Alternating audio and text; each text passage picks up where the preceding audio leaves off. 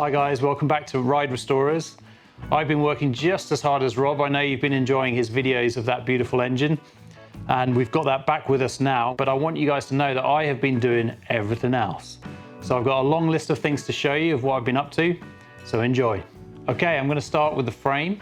So this has been sent away, sandblasted and powder coated, along with the key components of the frame as well. So the subframe, the headlight and fairing frame, the center stand and side stand, and also, although it's not powder coated, we've reconditioned the swing arm, new bearings at the front and where the shock attaches, and that's now ready to go back on the bike. Next up are the wheels. So the frame was sent away, and at the same time I sent off the front and rear wheel to get sandblasted and repainted by our paint guru.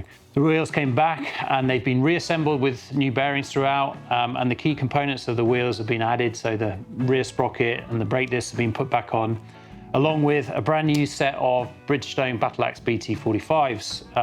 And there's a whole bunch of discussions on the forums about what tyres would work good with this bike, especially with the smaller front wheel. So we've got a good set of tyres, and now with these good wheels, we need good suspension. My other job that I had to do was completely strip down the front forks, along with the anti-dive units. They've had new components throughout, new slides, new seals, obviously new fork oil throughout, and they're ready to go back on the bike.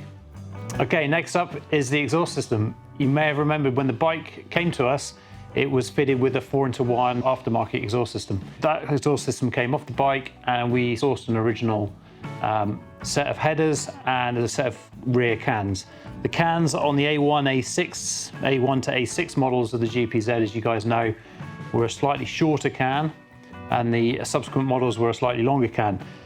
They're getting quite difficult to get hold of, and those that are available are really expensive. I was lucky enough to get hold of a complete system at a reasonable price, but of course they still needed some sort of reconditioning. So I've re-blasted the headers and both cans, and they've both had several coats of VHT paint. Okay guys, that brings you up to date with what I've been up to, except for one thing. The eagle-eyed amongst you might have noticed a new addition to the garage in the shape of yet another GPZ900. The good news is it's a 1984 A1. It's not in the best of conditions, but that's what our name is, Ride Restorers. We're going to bring it back up to its former glory for sure.